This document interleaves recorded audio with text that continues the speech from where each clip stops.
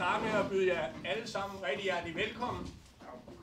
Velkommen til gæster, hjælpere, dem der måske skal have et eller andet, klubbens egne medlemmer, dem der har sponsoreret og hjulpet os i løbet af året. Velkommen til, og dejligt at se så mange. Jeg vil lige sige lidt om, hvad vi gør her i dag. Jeg skal lige sige nogle små ting om noget her de næste halvanden time. Og så deler vi lidt gaver ud. Jeg kan se, at vi har fået nogle også, og det skal I have tusind tak for dem, der er kommet med gaver.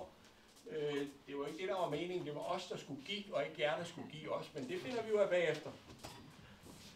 Men jeg siger lidt her, og så deler vi lidt ud. Og så er der sat kaffe, og der er kopper, og der er...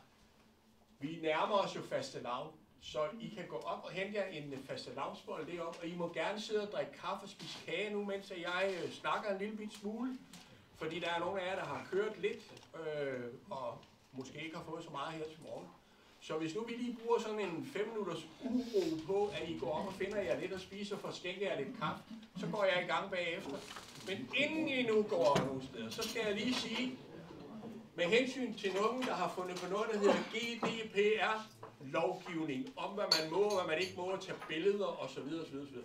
Så kan I godt se, at der vil blive taget nogle billeder og lave nogle videoer, og der kommer sikkert nogen fra pressen også og tager nogle billeder. Så hvis der er nogen her, der ikke ønsker at komme med på et billede med på Facebook eller andet, så skulle jeg sige, I må gå. Nej, det skal I ikke. Men kunne I så ikke finde et sted, sådan et eller andet i et hjørne nede bagved, I har noget imod det? Det er jo ikke sådan, alle bliver filmet tæt på, men I kommer sikkert med på et eller andet tidspunkt. Det skal jeg sige af hensyn til den lovgivning. Og værsgo så at finde lidt kaffe og lidt kage, og så om et lille øjeblik, så går jeg rigtig.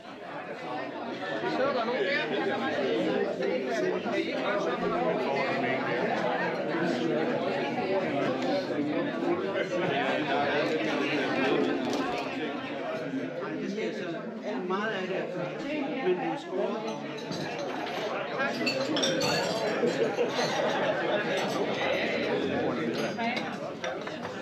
Ja, men det ser ud som om, at alle har fået en kop kaffe nu og lidt at spise, så kan vi ikke bare gå til den?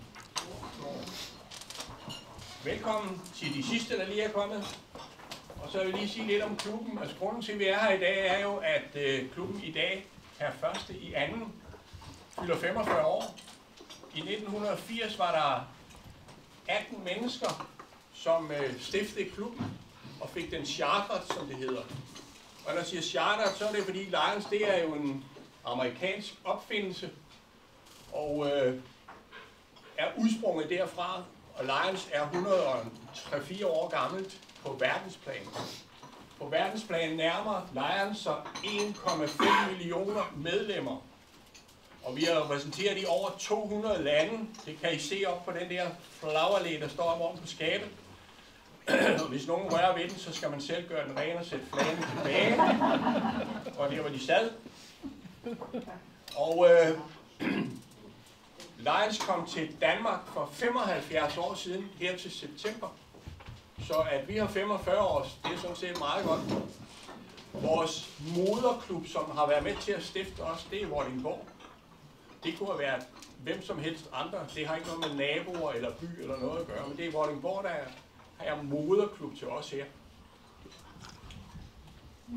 Og når jeg nu siger, at klubben her har 45 års fødselsdag, fra 1. i 2.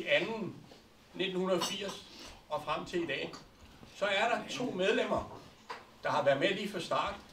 Og det vil jeg da gerne lige se heroppe. Ja, det virker rigtigt.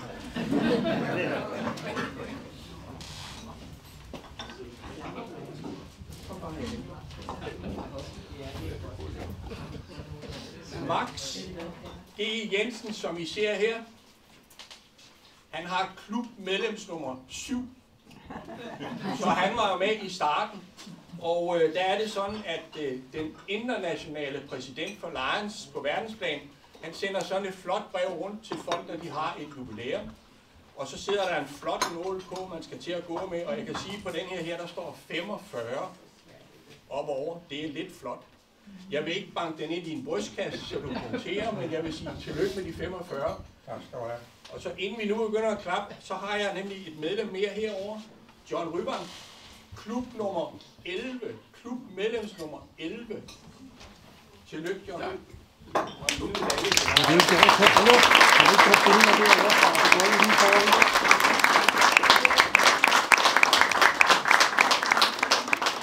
Og selvom jeg nu ikke har sat nålene på, så forventer I ham på i aften. Selvfølgelig. Tak. I ved, hvad det koster. Ja. Tak skal I have. Det er det værste ved klubben. Det koster hele tiden.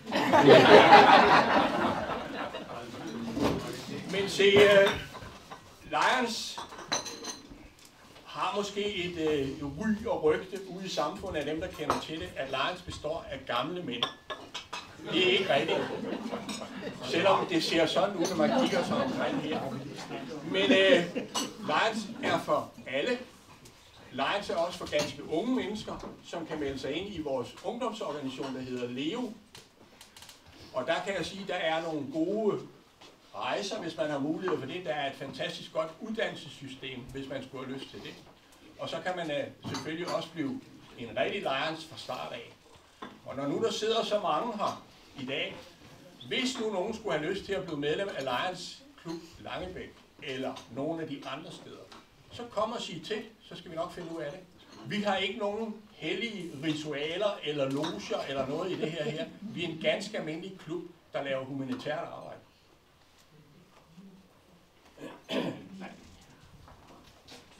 Husk lige det med at melde jer ind i Lions Klub Langebæk.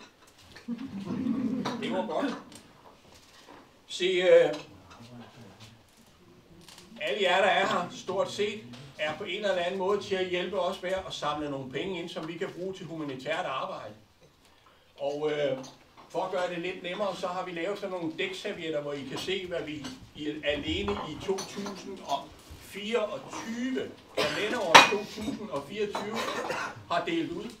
Og den serviet må I gerne tage med, når I går herfra. I må gerne lade den skødesløst ligge i toget, eller i bussen, eller hvor I nu kommer hen i et venteværelse eller noget. Så folk kan se, at der er noget af det her Lions Klub Langebæk, og de deler mange penge ud.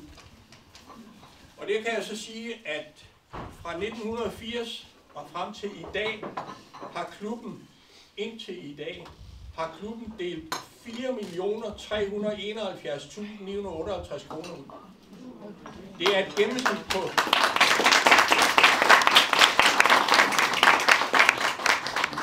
Det er et gennemsnit på 97.155 kroner om året, vi har delt ud siden 1980.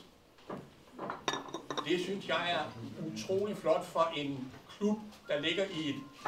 Jeg skal ikke, men det er et landdistrikt. Vi har ikke en stor provinsby eller noget andet liggende, vi kan trække på. Jeg synes, det er flot. Og tak til alle jer, som har gjort det muligt for os igennem årene, og dele så mange penge ud til.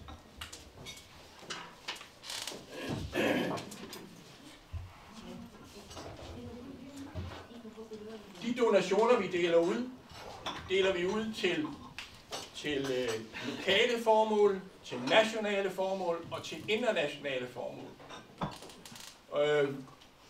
Vi bestemmer selv, selvom vi er en Lions-klub og vi er medlem i en stor organisation, så er vi en selvstændig klub, der fuldstændig suverænt bestemmer, hvad vi selv vil gøre, hvad vi selv vil dele penge ud til osv. Men vi har sådan en fordelingsnøgle, at der hedder, at vi skal bruge mest lokalt, næstmest nationalt og så noget internationalt. Det internationale, det har så taget lidt over her de senere år af en bestemt årsag, der ligger lidt over østpå, det ved I alle sammen. Det vil I også høre mere om her i løbet af dagen. Og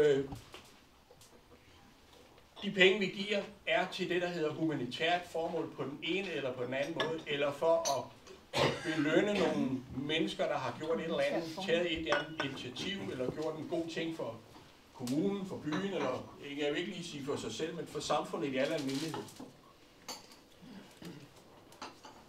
For at det her kunne lade sig gøre, så siger jeg endnu en gang tusind tak til jer alle sammen for, at I hjælper os med, at det kan lade sig gøre på de arrangementer og de ting, vi gør. Tusind tak for de ting, der står her, I er kommet med i dag. Og jeg kan afsløre, uden at sætte navn på dem, men der er altså nogle gæster her, der har doneret pæne pengebeløb til os i dag også, til vores videre arbejde. Og det var jo stadigvæk ikke det, der var meningen. Men tusind tak skal I have alle sammen. Så.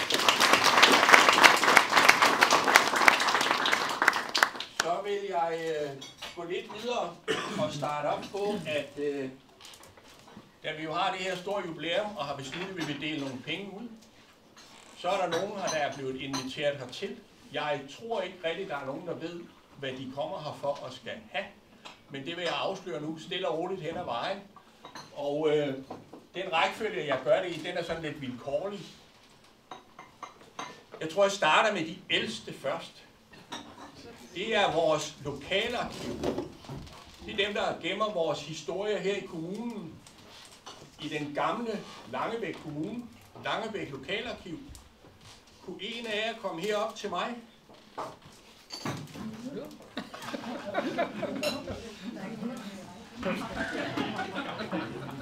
Fordi jeg ved jo, at kommunen er i gang med en hel masse omlægninger og salg af bygninger, og jeg ved ikke hvad. Og der ved jeg, at der, hvor lokalarkivet ligger i dag på det gamle Langebæk Kommunes rådhus, hvor I holder til i kælderen, at det er måske ikke det, I skal til holde til fremover. Så vi vil gerne hjælpe jer lidt med et beløb, og så kan I vælge, om I vil købe kaffe eller flytkasser. Men 5.000 kroner til Langebæk Lokalarkiv.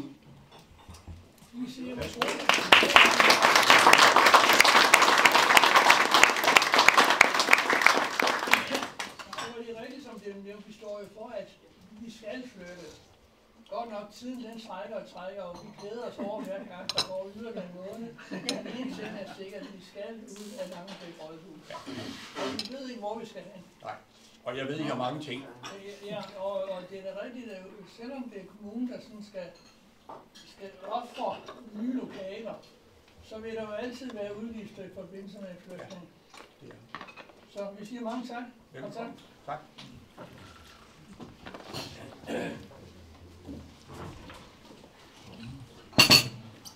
Så sagde jeg, at vi springer lidt i det, og inde i Hvidovre, der ligger der en forening, og der bor en masse mennesker, der er kommet herover fra Ukraine. Og de har lavet en forening, de kalder for Free Sky. De har blandt andet også et sangkor. Det sangkor var her til vores julemarked og sang for os herude i gården. Og vi synes, de skal have en lille portion mere til deres videre arbejde, så hvem vil komme herop for Free Sky? Maiken.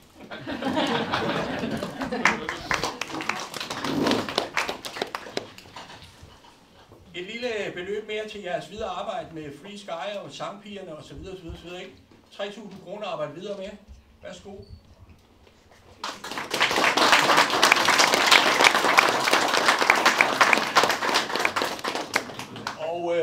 Og Maiken, kom lige igen.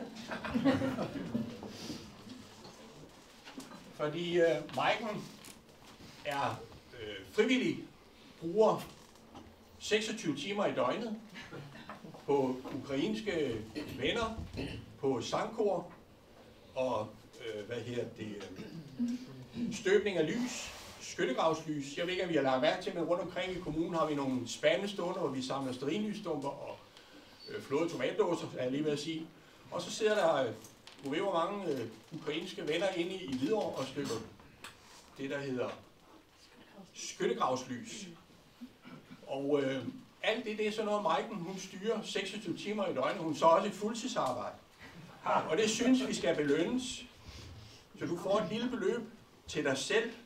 Til dig selv. Værsgo.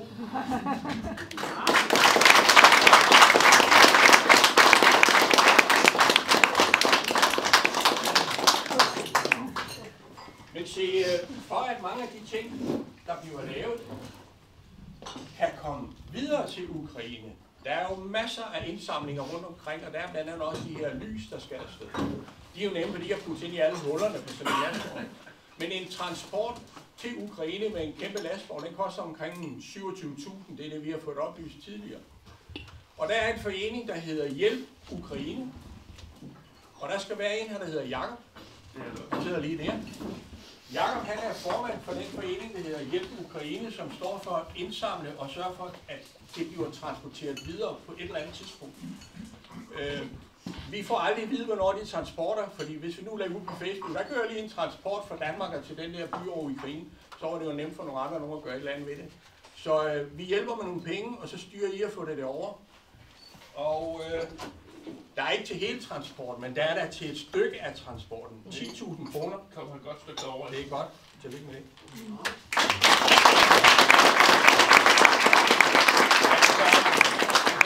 I dette lukkede forum afslører, at næste lastbil kører på søndag til byen Cherkasy, der ligger lidt syd for Kiev. Der er nogle hospitaler. Det er genoptræningshospitaler, så vi sender krykstokke og rullestole og noget så bizarrt som fitnessudstyr fra Danmark. Det er nemlig benamputerede soldater, der er der. Så hvis der er nogen, der ligger inde med en romaskine, man er kommet til at købe en eller anden idé om, man skulle tabe sig, eller en kondicykel, så er vi de glade aftager. Så er det Lasse, I skal snakke med, så kommer de til Ukraine. Så kører det videre til Poltava, øst for Kiev, hvor der er et børnehjem, og en hel masse hjemløse børn. De får en hel masse legetøj, og så til slut kører vi til Zaporizhzhia, hvor vi blandt andet har skyttegravslys med, og en masse brændslukker. Der går altså i ting hele tiden derovre.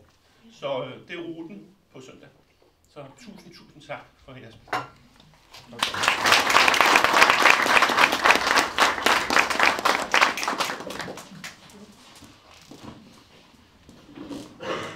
Ja, så er jeg kommet til...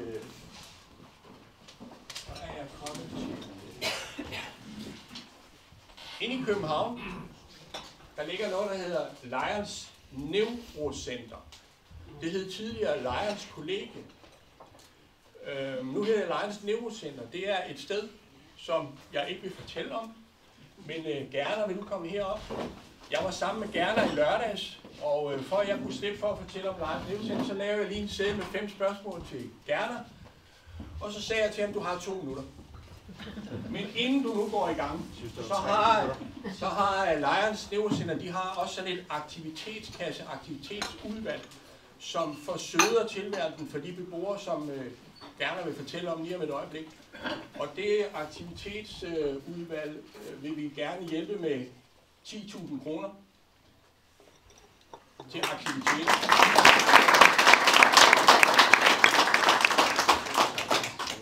Så har du de her 2 til 3 minutter, ikke? Jeg synes, du sagde 3 minutter. Men jeg er formand for det, der hedder Lions Neurocenters bestyrelse. Lions Neurocenter blev overtaget af Lions Danmark tilbage i 1981. 2. april, tror jeg det var. Og det er et center for folk med erhvervet, voksne med erhvervet hjerneskade. Og aldersgruppen det er fra 18 til 65 år. Og hjerneskade, det kan vi altså få på et splitsekund, hvis vi får en blodprop i hjernen og så videre. Vi kan også få det, hvis vi får et traume mod hjernen. Vi har nogle unge mennesker, som har fået en på Sinkadusen, eller faldet af hesten, eller kørt galt på en motorcykel. Så på et splitsekund kan ens ændres. Og der er det således, at Lions Neurocenter er en form for genoptræning og bosted for de her mennesker. Og der bor 71 beboere derude. Og hovedparten kommer fra Københavns Kommune, eller fra København. Men der kommer ca. 15 beboere fra andre dele af landet. Vi har i øjeblikket en beboer fra Vordingborg, som er på genoptræning. Og et af de lysepunkter er, at vi har haft en ung pige fra Roskildeegnen på genoptræning. Kommunen havde opgivet at genoptræne den unge dame, og havde spurgt os, om vi kunne hjælpe. Og det sagde vi, ja, måske. Lad os se, hvad vi kan gøre.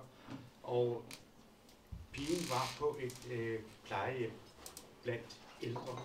Og I kan godt forestille jer, en, som har nogenlunde bevaret sin intellekt, der må det være lidt af en udfordring, sådan rent mentalt, at se de omgivelser, man er i. Hun kom ud til os, og på 1,5 år, hun sad i en kørestol, men på 1,5 år blev hun genoptrænet, steg ud af kørestolen, blev sendt tilbage til kommunen i sin egen lejlighed og klarer sig selv. Så det er sådan nogle gode historier, vi er glade for også at fortælle.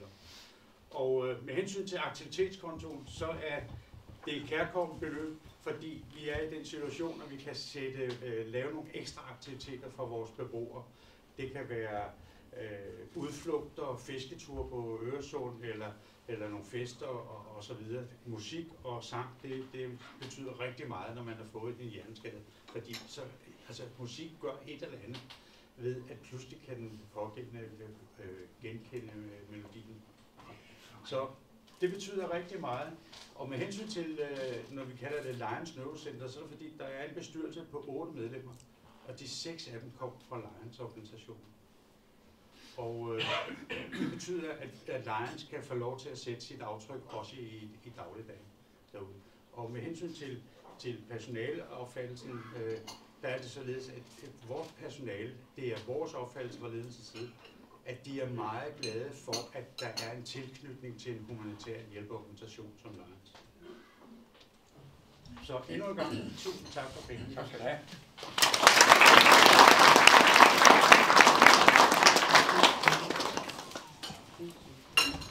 Se, jeg er jo ikke færdig endnu, men jeg skal lige sige, mens jeg nu lige husker det. Men jer, der får en donation her i løbet af dagen, og så kan resten jo sådan sidde og tænke uden, om jeg også får en. Men I skal forbi vores kasserer herovre og fortælle et eller andet kontonummer, de penge skal sættes ind på. Og hvis ikke I kan det i hovedet nu og her, så får vi det at vide i løbet af nogle få dage. Så inden I nu tager hjem eller går hjem hernede fra, så kom lige forbi John, der sidder heroppe, vores kasserer, og så få skrevet det der nummer op. Jamen, vi går lidt videre. Vi har en lille by, der ligger lidt herude østpå. Kindvig. I Kindvig har man et fantastisk sammenhold. Man har et sammenhold omkring et forsamlingshus, som man selv passer, plejer, istandsætter, møblerer og gør ved. Og vi har fået en ansøgning fra Kindvig forsamlingshus om hjælp til køb af nogle møbler. Og da vi jo ikke ved, hvad det er for møbler, så vil vi hellere give et beløb, og så må I selv klare resten. Så vil du lige kigge her?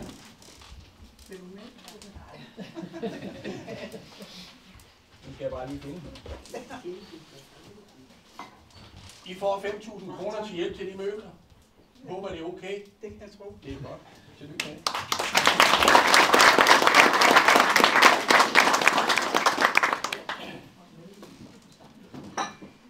Så går jeg lige lidt tilbage til klubben her, fordi klubben her har det sådan, at hvert år har vi mulighed for at sende pensionister, nu siger jeg ikke ældre, men pensionister, selvhjulpne pensionister, på højskoleophold op i Tisvildeleje. Og det tilbud har vi jo selvfølgelig fået igen i år. Fordi vi har jubilæum, så har vi besluttet, at i stedet for at sende 3, som vi gør hvert år, så skal vi finde 6 personer, der skal på højskole. Og jeg kan jo se, der sidder i hvert fald en her, der har været afsted deroppe til. Så vi skal have fundet 6 mennesker, ikke blandt jer, der er her, til at skal på højskole. Og derfor har vi sat, og det bliver heller ikke dig, Max. Derfor har vi sat 21.000 kroner af, og formanden for ældreudvalget, Erling, kan du ikke komme og få dem? 21.000 har vi sat af til at sende 6 pensionister på højskole op i Tisvilde. Og dem finder du, det er jeg sikker på. Vi er lille udvalg, der hjælper hinanden. Det er godt, det er godt.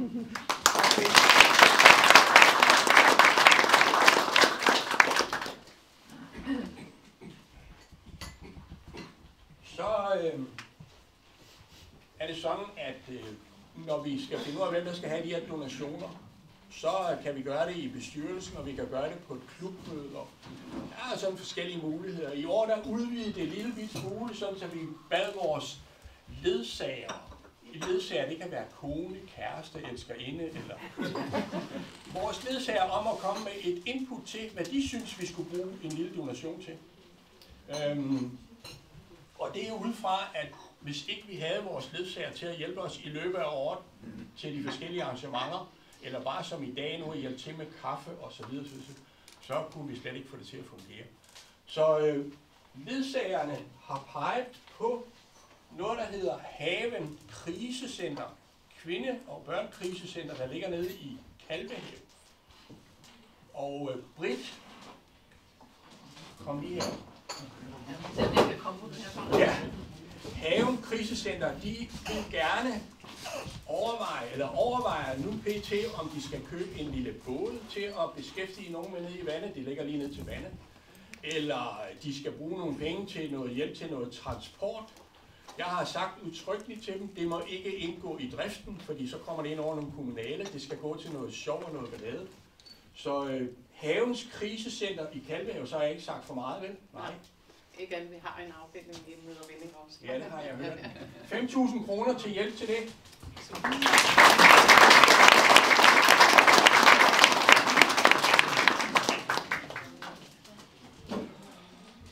Hvad har vi så tilbage? Der må sidde nogle unge mennesker her, der er sådan forholdsvis spændende. Er det ikke rigtigt? Ja, hvis jeg nu siger Anders, Milling og Malene og Natalie og Noah og Anders og Frederik, kan I ikke lige komme herop? Skal jeg bruge efternavn også? Nej. Hvis jeg nu får Anders herovre, ikke? Er der ikke to, der er? Jo, der er to, som Anders Milling. Det er dig, du kommer helt ud på fløjen her. Og så Malene. Ja, næste gang. Og så Natalie. Du kommer her. Og så Noah. Ja, kommer der. Og så Anders en gang til. Yep. Og så Frederik. Ja. Vi gør det vi en gang om året. Så annoncerer vi efter unge mennesker fra den tidligere Langebæk Kommune, eller tilhørsforhold til Langebæk Kommune, om at søge på et ungdomslegat hos os. Det ungdomslegat kan bruges til videre studier, købe bøger, købe computer, måske er der en studierejse et eller andet sted hen. Et eller andet, de kan bruge i deres videre uddannelsesforløb. Ungdomslegat. Og der har vi i år fået mange ansøgninger. Vi har udvalgt de 6 unge mennesker, der står her, som nu skal have hvert et beløb til det, som de har ønsket. Og det skal jeg ikke komme nærmere ind på, fordi der er nogle af dem, de tager nogle uddannelser. Jeg kan ikke engang sige de ord. Jeg har lidt til jer her.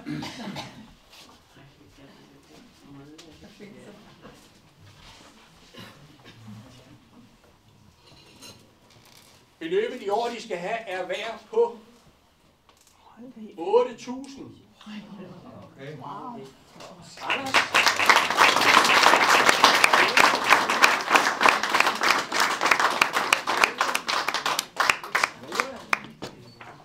Og Anders en gang til. Og Frederik. Værsgo. Håber I vil bruge dem fornuftigt, som I nu har skrevet til os, og ikke café. Tillykke med det, og held og lykke fremover til jer. Og husk Langebæk Kommune.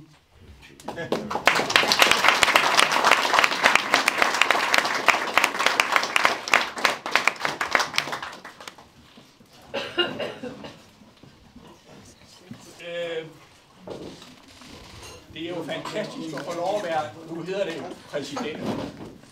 Jeg kalder det formand, for de værker trods alt kun i Langebæk. Men jeg fortæller jer, at vi nu har uddelt 109.000 kroner her i dag. Så vi holder vores snit. Så skal der sådan set ikke dele flere penge i resten af året, men det ser vi lige på. Men jeg har lige en enkelt mere, fordi der er mange mennesker, der hjælper os på den ene eller på den anden måde. Der er især en, der hjælper os utroligt meget en gang om året til en speciel højtid. Og det kan vi ikke belønne med kontante beløb, men vi kan lønne det ved at sige 1000 tak. Og så alligevel har vi en lille ting til Ulla Andersen. Kommer du lige herop lidt? Eller skal jeg komme ned til dig?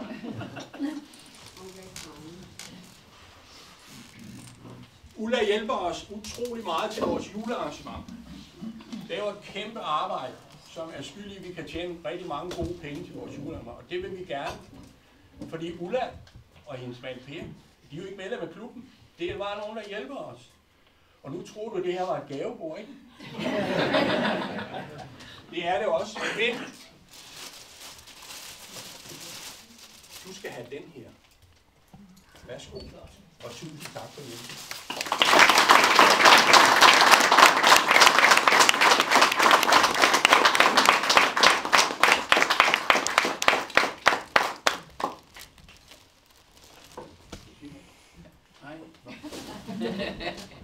I husker lige at komme forbi John og komme med et kontonummer. Og ellers så vil jeg bare sige, det var den gaveshow, vi ville lave her i dag. Og jeg håber, I er glade, jer der har fået.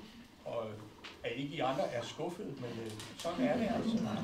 Så tusind tak, fordi I er kommet. Tusind tak, fordi I støtter os. Og held og lykke med jer, der går herfra med et beløb. Så tak skal I have.